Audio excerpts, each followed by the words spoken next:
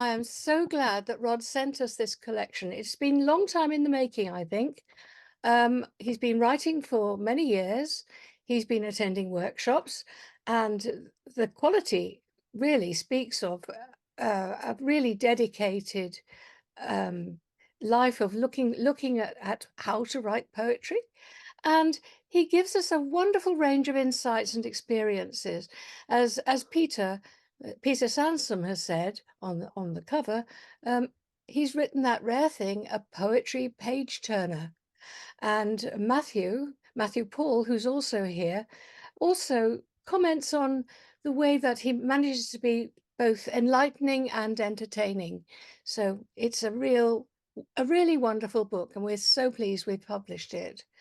A little bit about, well, I think a lot of you know Rod Whitworth for all those years, from when he was born in 1943, but I will go over the rest of his life for those who've been out of touch a bit. He's done a number of jobs, including teaching maths for 33 years and working in traffic censuses. He says that's what kept him on the streets.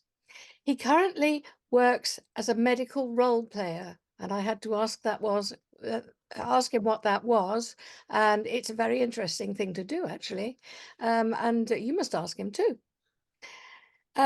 He's had poems published in the North, Magma, Poetry Salzburg Review, The Cannon's Mouth, The Journal, Pennine Platform, Allegro, Fenland Poetry Review, London Grip, Obsessed with Pipework, and Poetry Village.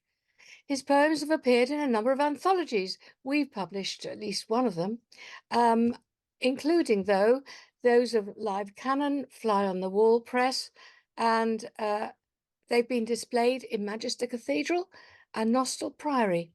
And he's won prizes and commendations in several competitions.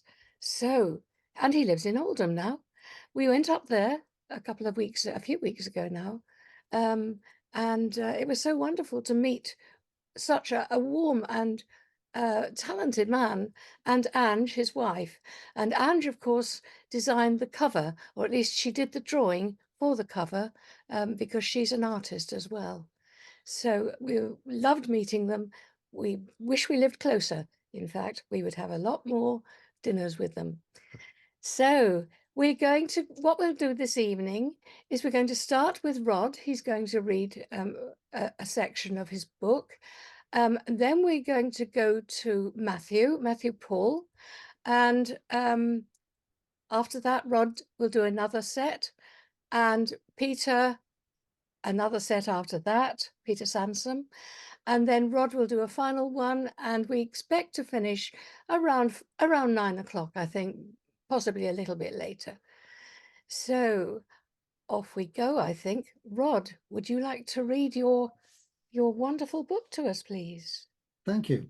It's great to see you all here. And you range from someone I've not seen for 70 years, hiya Jean, and someone I've seen a few minutes ago, Angela, and there's two continents represented, so that's very nice. Anyway, the poems. A footnote first. Louise Brown was born in Oldham Hospital in 1978. She was the first human being born as a result of IVF. And the leader of the research team was a man called Patrick Steptoe. So the steptoe that comes into this first poem has got nothing to do with any rag and bone business that you might have heard of operating out of Oil Drum Lane. Magpie.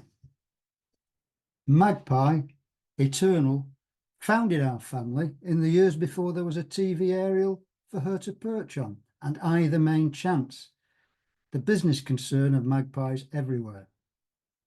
Magpie looked down from a run, digitally zoomed through miles and millennia, spied in Dr. Steptoe's lab a glittering vial, called a prayer to Kleptos, and swooped, snatched, and flew the shiny, shiny thing back to her nest and sat on it. From that genetic mashup came our tribe of snappers up of unconsidered trifles. Our motto, which my father brought out whenever I begged anyone's pardon, beg nout, you're old enough to steal. And the second, this little sequence here, is a sequence of snapshots of my dad to fill in the fact we don't have photographs of him growing up. So this is my father at 7, scrumping apples from a stall outside the 12 Apostles, running errands until someone gives him enough for a pennyworth of chips, in shoes that fall apart as he runs, a lost soul, listening to the head teacher of St. Peter's read to the whole school, seeing his love for the book, his physical pleasure in reading. At 14, coming off his brakeless bike on the big bend at the bottom of the Snake, see this scar, dragged under a lorry as his delivery bike skidded, see this scar.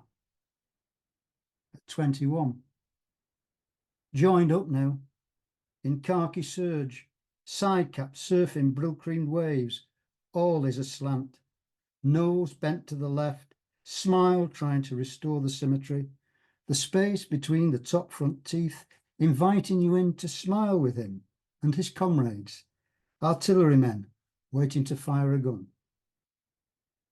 At 22, bullshit battle dress from hot spoon toe caps to far as you can tip it field service cap, proudly next to proud Edie, back by the church door as Jack Roberts slowly backs down the steps, clicking his war-emptied box brownie to make the day memorable.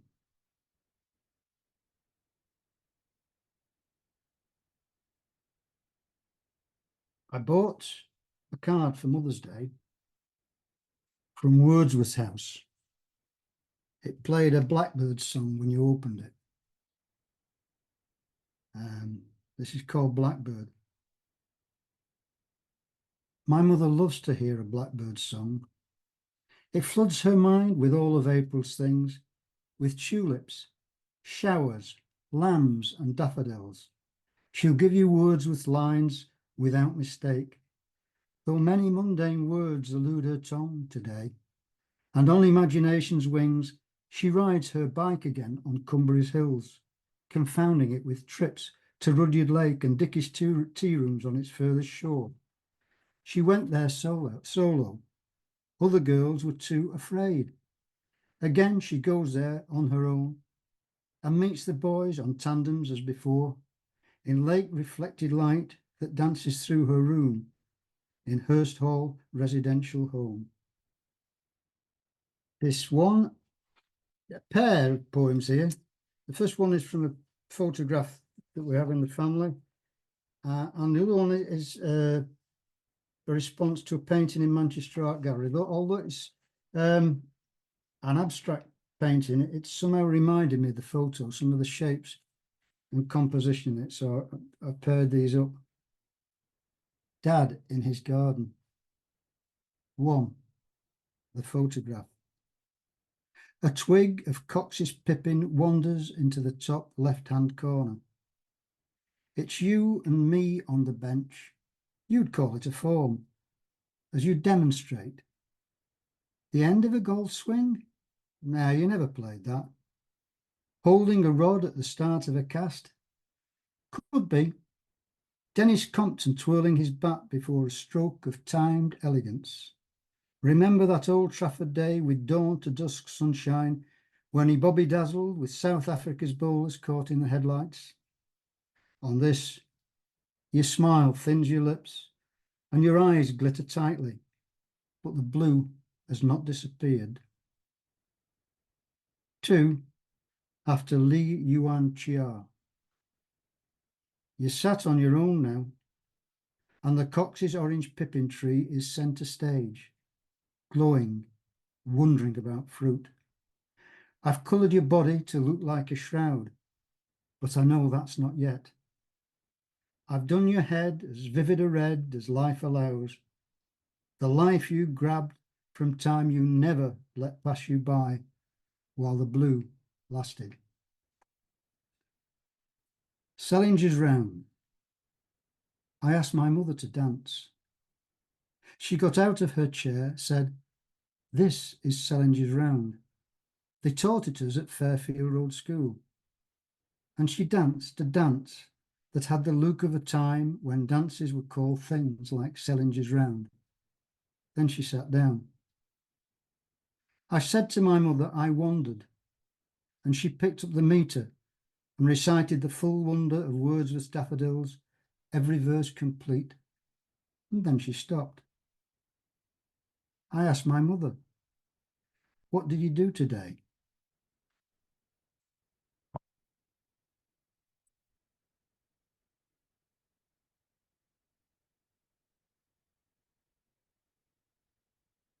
Winter 1947, our yard. Some of us will remember there was a lot of snow that winter. Winter 1947, our yard. I know the people in this photograph. George Morgan Jones was named after his father. He is my uncle. He's in his full RAF uniform, including greatcoat. He is 22. Lynn Jones is his niece and my cousin. She's dressed in warm coat, leggings, boots, and knitted hat. She is 5. The snowman is called Snowman. He's not related to me, although I did bring some of the coal. He is dressed in a trilby and scarf, and he pulls on my dad's pipe.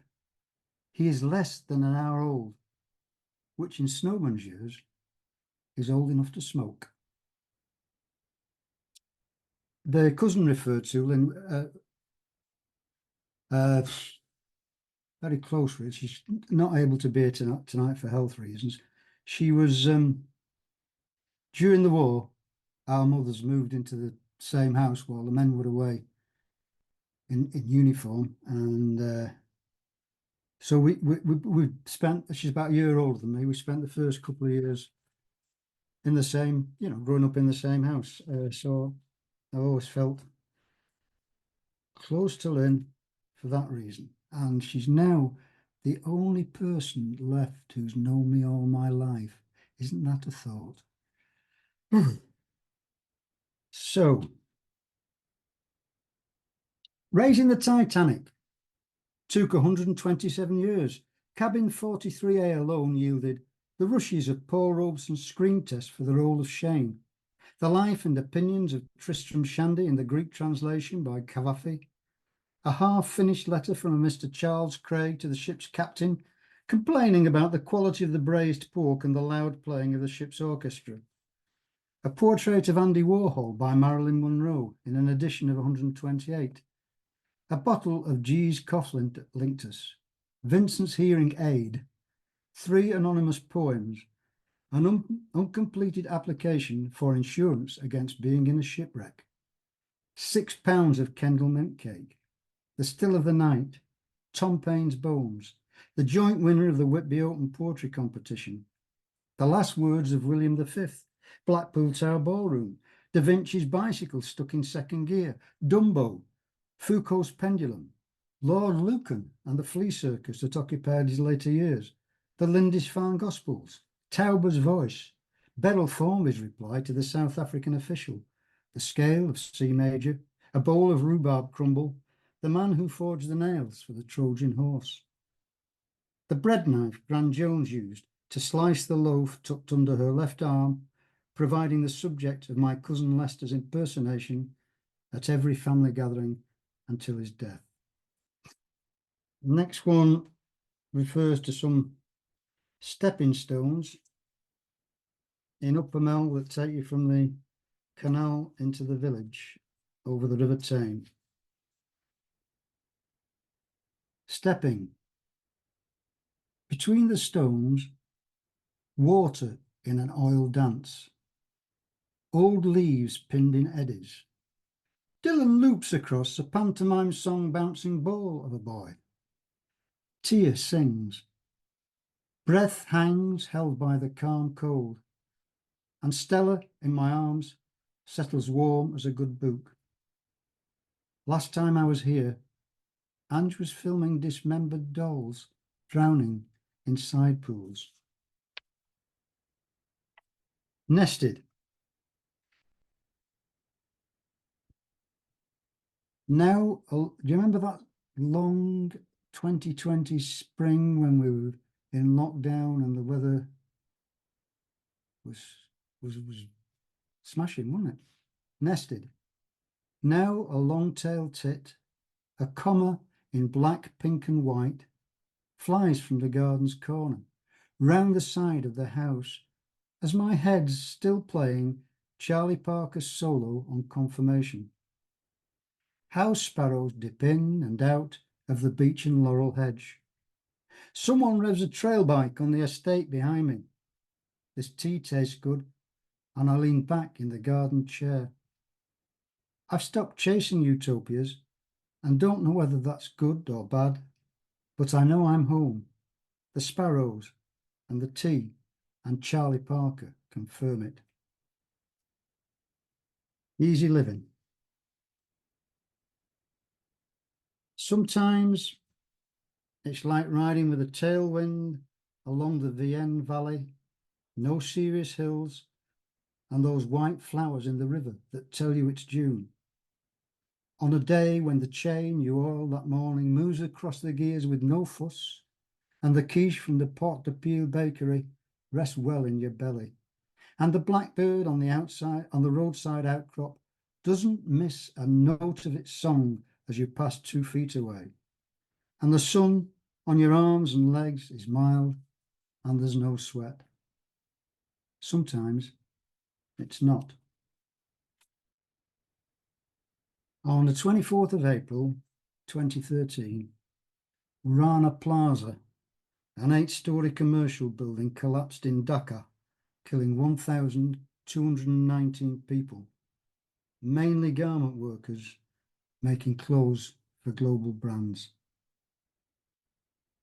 Sleepwalk to the Rana Plaza. Last night I walked to Bangladesh, and there beside a tumbled tower a body lay, pulled from the wreck, with vultures tearing at her flesh. The first, dressed only in a tee, had talons clutched around the heart, to rip it out and wave it round its head, and shuffling, danced with glee. Another, wearing running shoes with matching socks and vest and shorts, bent down to strip away her face, then raised its head and winked and chewed. A third, in World Cup football kit, both overhyped and overpriced, sucked out her brains, then took the skull and dropped it in the midden pit. The fourth one, holding mobile phones and wearing trendy outdoor gear, proclaimed its eco-friendly views and pulverised the corpse's bones.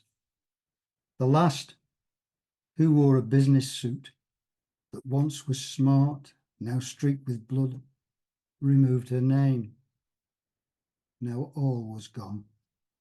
The vultures looked for new recruits. Thank you. Rod, that is such a powerful poem, that last one you read. Thank you. Thank you very much. And now we're going to turn to our first guest, who is Matthew Paul. Now, Matthew's collection, The Evening Entertainment, was published by Eyewear in 2017, and he's also the author of 2 collections of haiku and co-editor of Wing Beats, British Birds in Haiku, which were published by Snapshot Press. Matthew regularly reviews, used to be with Sphinx Press, and still reviews poetry. And he blogs, and his website is at matthewpaulpoetry.blog. So, Matthew, we're looking forward to hearing from you now. Thanks very much, Janice, and good evening all from very dark Rotherham. It's an absolute pleasure for me to be reading alongside Rod at the launch of this fantastic book. If you haven't already got a copy, please do get one, because it is absolutely superb, I think, and full of such tender, lovely poems, as you've already heard. But it's also a pleasure to read alongside Peter as well, of course, who has been such an inspiration to me and countless others, both on this call and elsewhere. So I am going to start with a poem about my son Luke, who's going to be turning 25 in a few weeks' time. And it's a poem about his birth. It's called Caesarean. A week late, my second son, you'd flipped into breech. Hipster orderlies scrubbed up, told me to do the same. I thought they said, take everything off. I froze butt naked beneath the hospital gown. I somehow put on the wrong way round. The ties securing the back too slack for the cotton to cover my crack. Well gone midnight, Kiss FM boomed and shook the ultra-bright theatre, rammed with happy clappy disciples, urging on the garrulous blonde-curled surgeon. The trice his knife made the deeper cut. Out you sprang, my son, bolt upright, blotched purple-orange, an angry jack-in-the-box, in sync with a soundtrack of mainstream house. Armand van Helden, You Don't Know Me, that week's #1. Your brother's first incidental tune had been the Smiths' Big Mouth Strikes Again. Unfastened from your mother's embrace, to put at last the face to my voice, you crinkled as I lifted you up. Me cock a hoop, you the FA Cup.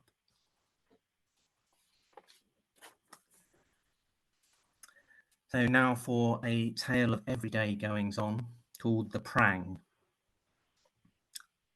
My old mate Druggy Douglas whistled along, not giving a monkeys, on a patched up racer, plying his side-to-side wobble that Love Lane could barely accommodate. County bobble hat, raggedy camouflage jacket, but no protection, let alone lights. So when Jen's nifty Mazda nearly hit him as he rode out to thwart the badger cull, she bit his head off. It's my lookout, Jennifer, he growled from his Viking beard, prompting Jen to retort that nobody wants a death or paralysis on their conscience. He was soon seen sporting a high-vis tabard, which, according to young Tamori, labouring her gap year in the Mason's Arms, he'd bought at Bakewell Market as a 3-for-2 special, with ferreting trousers and a yellow helmet, not a cycling one, mind, but a builder's. By and by, Mrs. Metcalf divulged he had taken up with Jamie, her eldest, a twice-divorced child psychologist turned Reiki practitioner, whom, just like Druggy, the village had long ago dismissed as unlovable. I, for one, wish them the best of British. So in this next poem, I'm about 8 years old, I think, and I've just been allowed to start walking to school on my own for the first time. The mile to school. I magicked the East Coast main line out of Fulbrooks Avenue's lampposts. Peterborough, Grantham, Doncaster, York, Darlington, Durham, Newcastle, Berwick, terminating at Edinburgh, Waverley. Most days I was the Flying Scotsman, my Lincoln green livery gleaming, or streamlined mallard, chic and blue. When I braked by the zebra crossing, the Alan Wicker lollipop man, who drove a cream Triumph Herald convertible and butchered part-time at the co-op, gifting his champion sausage to special customers, held out a bumper bag of opal fruits for an eyes-closed lucky dip.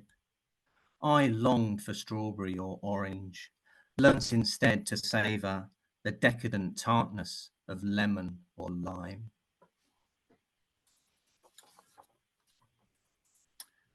So a poem about my dad now. A short history of greenhouses. In the end, my father's greenhouse was shipwrecked by ivy, which spiraled round bamboo canes, stuck like octopus suckers glued to a crab shell, cracked the last surviving glass, and snaked through holes at the bottom of terracotta plastic pots. An oddball nursery man, a character actor throwing colourful shade, Dad brought on innumerable seedlings within it. In our own garden yesterday, I proposed to Lynn, who whistled while she pricked out and potted on, that we ought to get one built. Beyond the flower bed, patio, the secrecy of foxholes, Lynn's ship-shaped shed.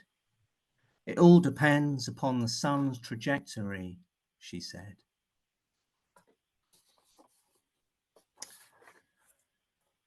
So now for a poem about my father's grandfather, whose name was Charles Paul, and his first job, aged 10 in 1872, was as a crow scarer in deepest Sussex. Scarecrow. St. Swithin's day dawn, a goshawk fossicks the fields of Combe Hill Farm. All the crows and jackdaws have flown. Charlie drowses within the corn, though woe betide if Mr. Buss, the head man, should witness him so. Charlie can read and write, will soon come a journeyman butcher in Eastbourne, wed like his parents at the Zor Strict Baptist Chapel, Lower Dicker, then propagate roses and 7 fine children. For now he scares a 10-hour day for a shilling 6pence per week, swivelling the rat-a-tat clapper over his head, like the Zulu chieftains brandishing assegais in illustrated London news. It's good to know that you're descended from Wurzel Gummidge. So I recently gave up working for local government. So I was in local government for about 30 something years.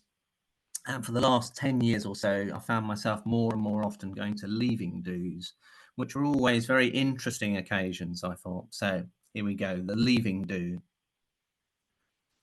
You're already ancient history. For months you've been demob happy, and senior management have less and less often invited you to meetings or solicited your view.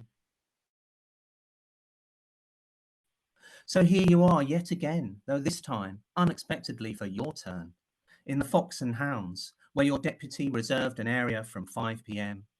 You emailed every name in the corporate address book, plus a few old faces who managed to escape before you. Anyone, basically, who might give a toss. After 3 jolly happy hours on an unknown but quaffable brand of fizz, there's a fair-sized turnout considering it's a school night. Your team are patently delighted to be seeing you off, though most dissemble from politeness. Some folks say you're going because you don't think they're good enough, pronounce at the bar that you've been over-promoted. 1 or 2 seem genuinely pleased to see you succeed. Thus, the evening develops into This Is Your Life. Each vodka brings retirees looking so much chirpier than before they left, and colleagues you've not seen for yonks, fully reminding you why. That's when Vivian from finance appears at your elbow and wells up unstoppably, because she'll miss you like mad, and you never, ever even guessed. And I'm going to finish with a fairly newish poem. Thank you very much for listening, and do please buy Rod's book. Dead of Winter. At first light, our wellies descend a dark, steep mudslide path into Canclo Wood by muscle memory. Lynn leads the way, or else she always says, I'd block her brightening view. Neither of us need speak, unless to remark upon changes.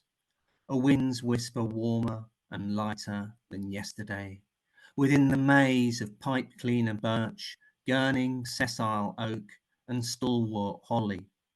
Mud a good deal firmer after a second successive hard frost.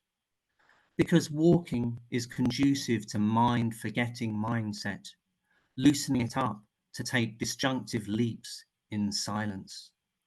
We sense we're being tailed, breath on the neck, by the wood spirit, boosting the likelihood of a chance meeting with our own long dead.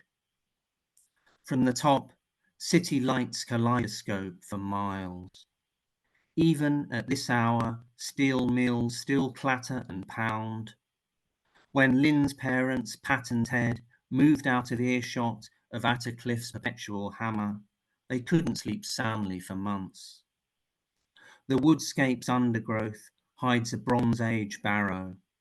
Heartwood was burned into charcoal for millennia here, till coal seams were mined, because history has our backs.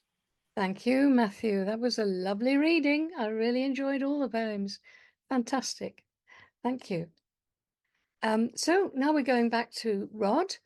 Rod, are you ready to read to us again? I can't unmute you. You have Just to. wet me whistle. There you go. All the ones I've read so far from the first section of the book, so I'm going to go into into the other sections now. And I'm going to start with Exchange.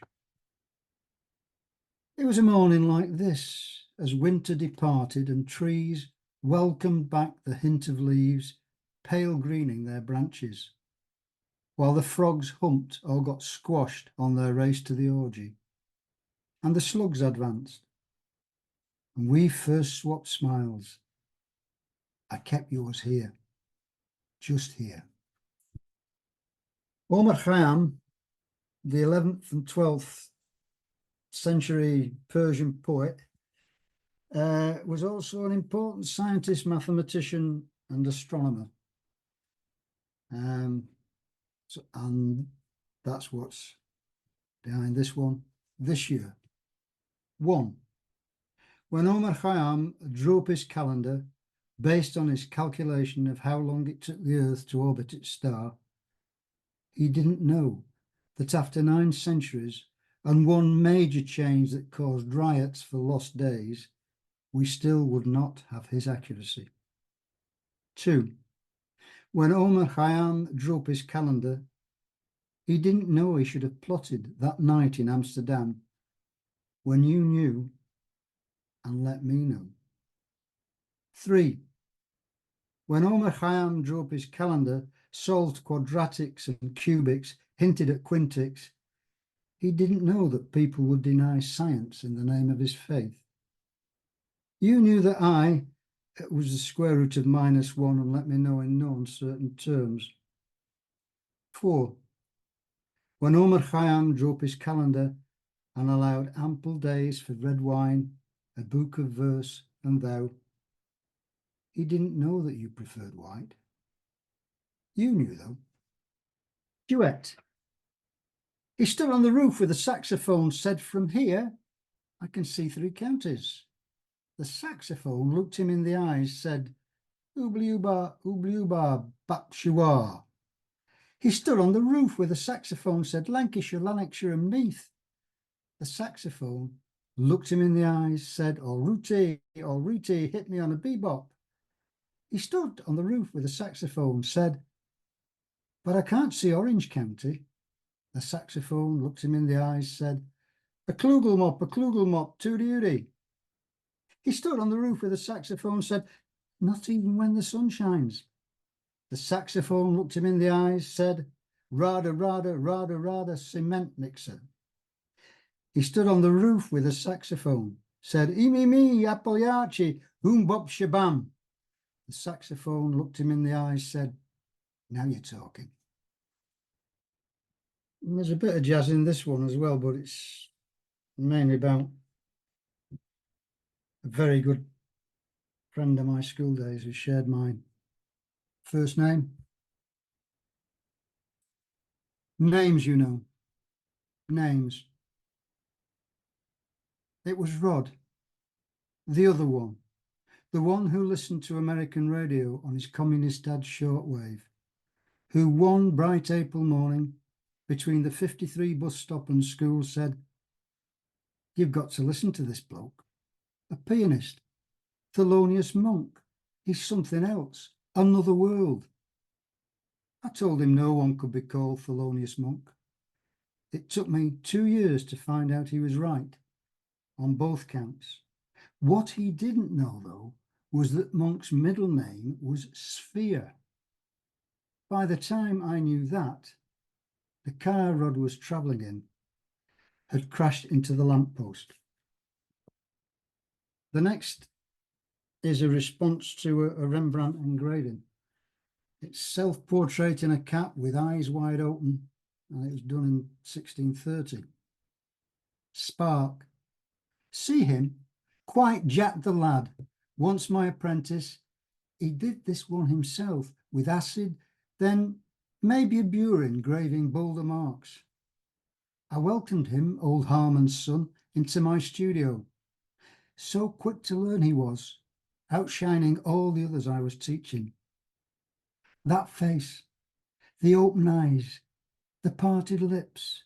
Is he recoiling in astonishment, in shock at what is done? Not him. He knows for sure how good he is. And we know too. Those prints are sold across the continent, from Munich to Madrid, and so he thinks his skills are more than mine, that he's outgrown what Leiden has to offer.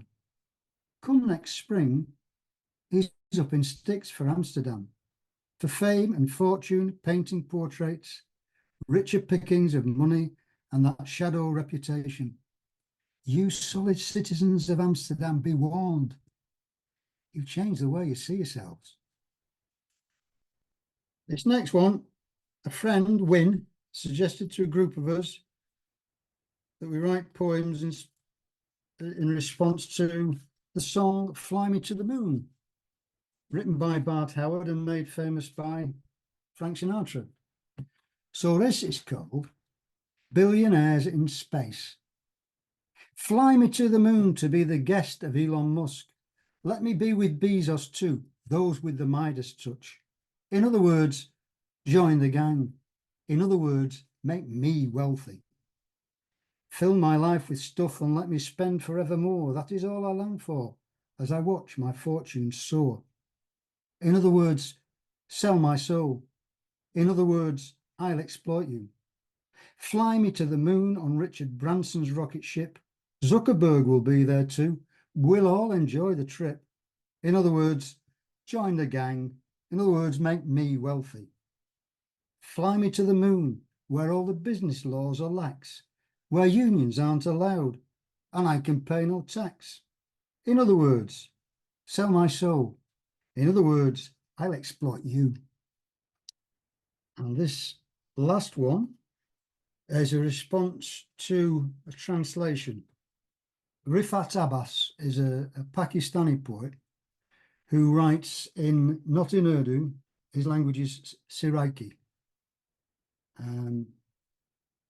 I only know it in English translation because I don't understand either of those two languages.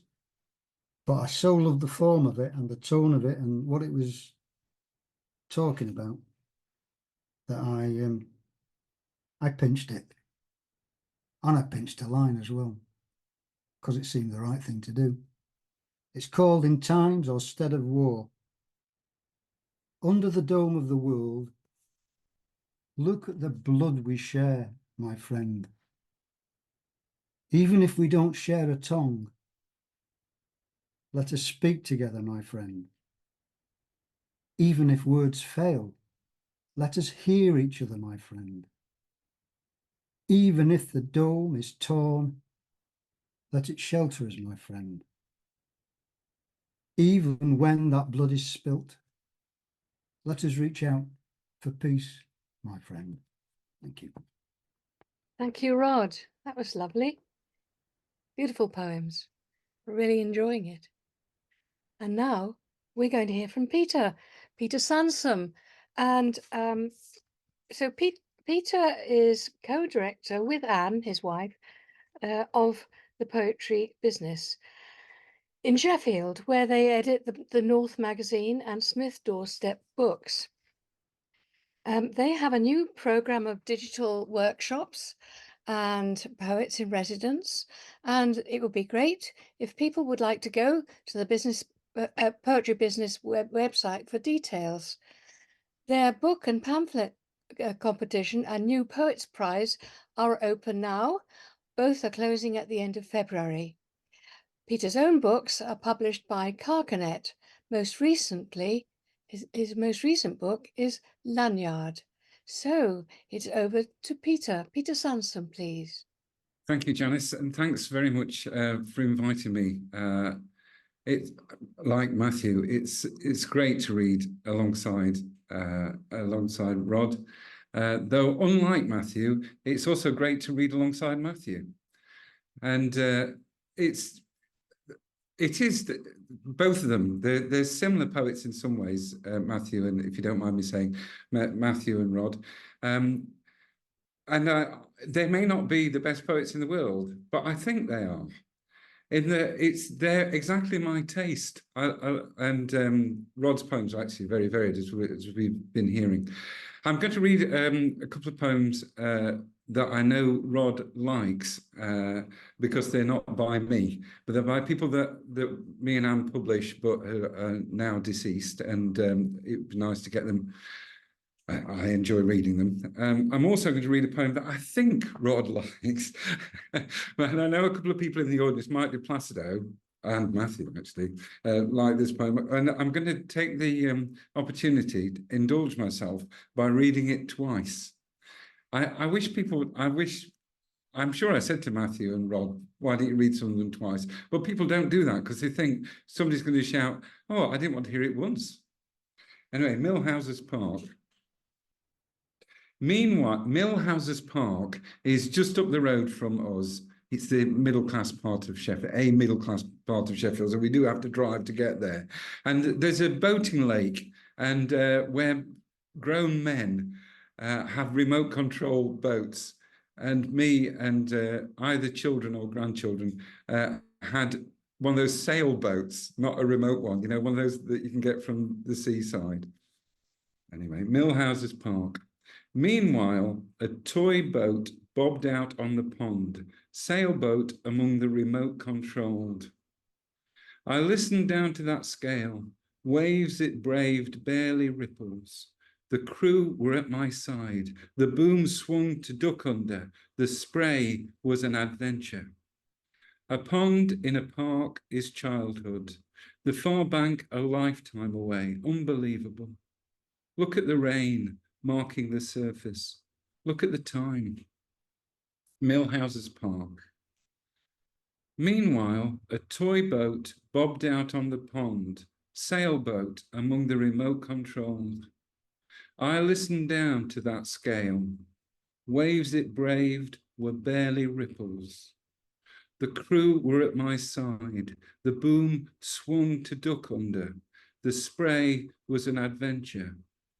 A pond in a park is childhood. The far bank a lifetime away. Unbelievable.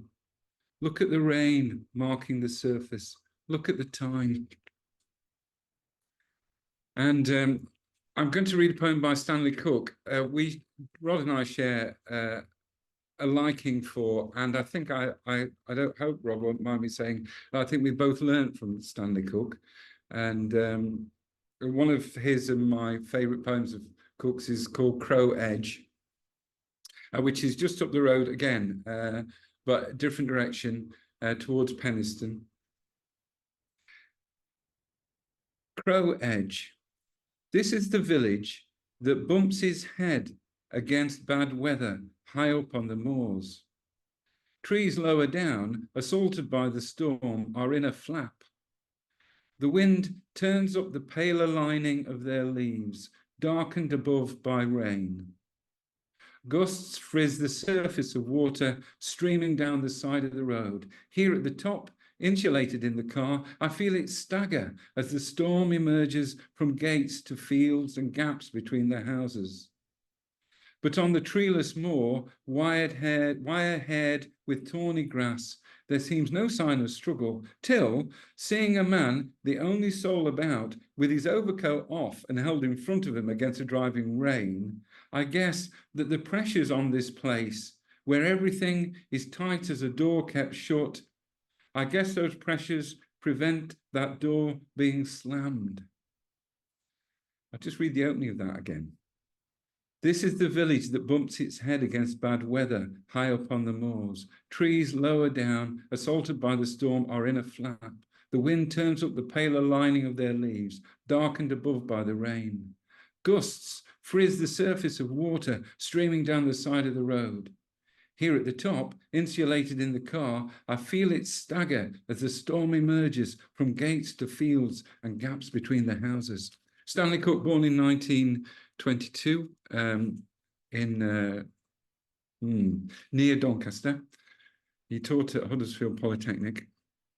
I'm going to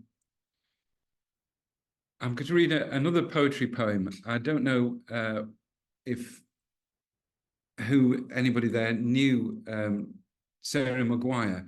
I know that Rod and Matt, I think I'm right in thinking that somebody in the writing school that we were doing chose Sarah Maguire. Well, it was Matthew. I'm glad. I didn't want to say for sure. It was Matthew who chose Sarah Maguire's book. And it's a fantastic, well, you know, and she's got this anthology of poems that are all plants, aren't they? It's called Flora Poetica. Anyway, I met her once when I was doing some work in the Bright Lights in London, and it was actually at the Poetry Society. I thought it would be appropriate today to read a poem called Poetry Society about all these friends. For Sarah Maguire. Sarah, half a lifetime ago, I met you in a meeting at the top of Betterton Street. I remember your tank commander's watch, exactly an hour wrong. You were 1 year older and half a lifetime further on.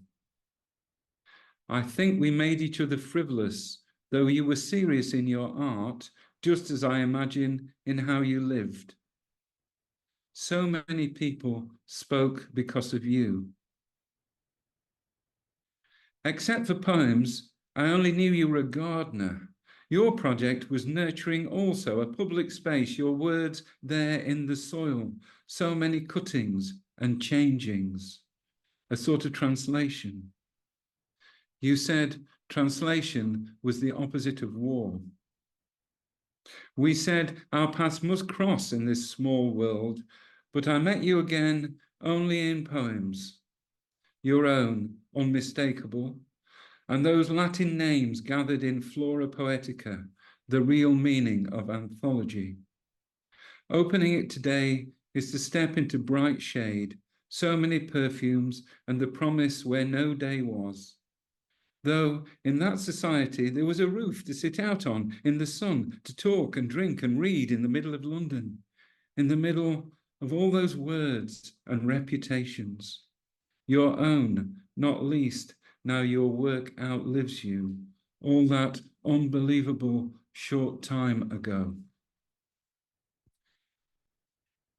And the other poet that I wanted to read from was Dorothy Nimmo, friend of mine and Anne's for many years. And I know that Rod's written from a poem of hers about a photograph of two men and a pig, and all it is somebody in the photograph of the two men and a pig talking.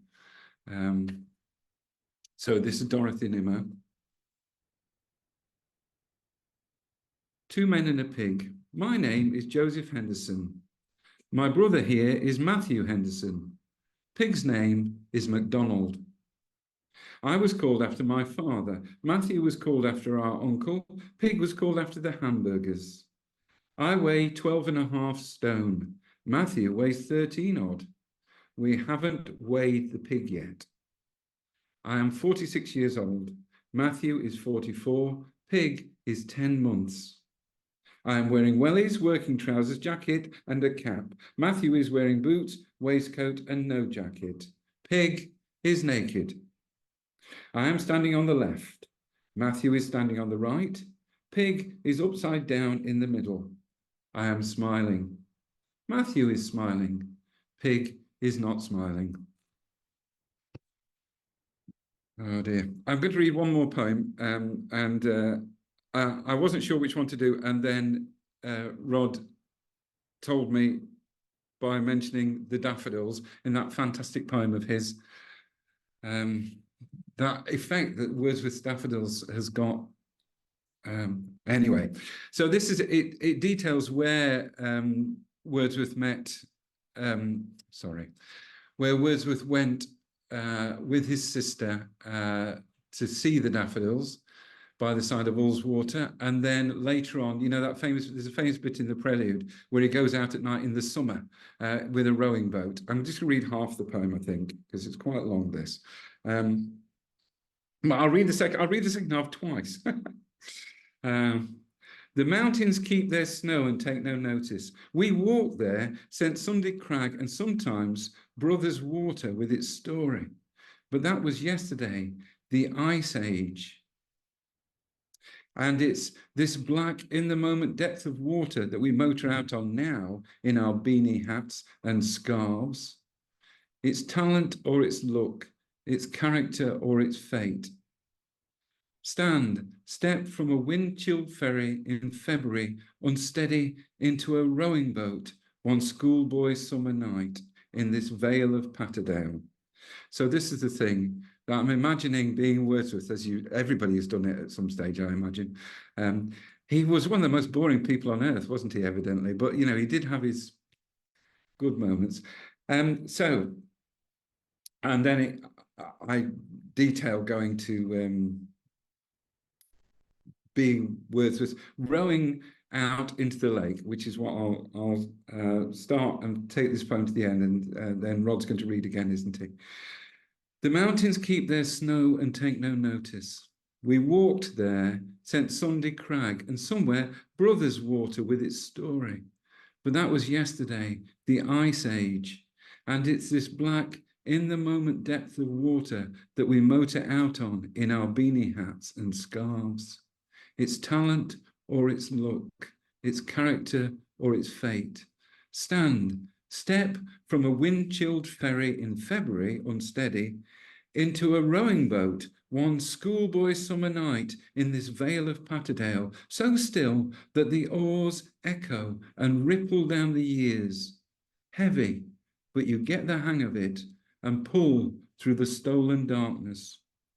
Put your back into it, your skill, then pause. Listen to the night, your back to the water. Listen your face to the rising fell. The sky's black or the sky's awash with stars. The moon's full or there's no moon. Set your mind to it and your heart. Feel the smooth roughness where your palms will blister. And row. Come on, keep going. Back to those you love. It is endless. Thank you for letting me come along. Thank you, Peter. That was very interesting. It's nice to air poems from people who can't read them to you anymore. It's lovely to hear them. We have a couple of unfortunately deceased poets on our books, and perhaps we should do that more often too, read their poems to people. So thank you very much. And yes, we've got Rod again now. Rod, would you like to read us your last shortish? I think it'll be a shortish. It's very short, I think. but Yeah, I'll no, really- it's shortish. We'll settle for shortish. Lovely. Go ahead, please. Before the Second World War, Laura Knight was famous for paintings of ballet dancers, the world of theatre, and people on the margins of society. When the war came, she became a war artist, and like other women war artists, she was deployed on the home front, produced some wonderful pictures of people working in factories. In 1946, she was posted to the Nuremberg Tribunal. A painting of Goering and Company in the dock is sensational. I saw it in the Imperial War Museum North, which is on the Old Trafford side of the docks, just next to the Theatre of Dreams, Mike, if you're still listening. My response is a slightly fractured sonnet with a line and a half that I pinched from W.B. Yeats's Lady and the Swan. I make no apologies for that, because he's not around to complain. The Dock, Nuremberg, 1946, by Laura Knight. That druggy turkeyed and denied, defies the court. The judges, lawyers, soldiers wear their varied uniforms. He says they lie. His co-accused take other lines, declare they can't remember, never knew, obeyed the orders other gave, are certified insane, and after all, are civilized. Today they'd say, at no time did we stray outside the rules, and even though we did no wrong, we're sorry. Now we'd like to draw a line, move on. Your painting had the power to clear away the courtroom's walls and show the broken wall, the burning roof and tower, and more than Agamemnon dead. The year of the parrot.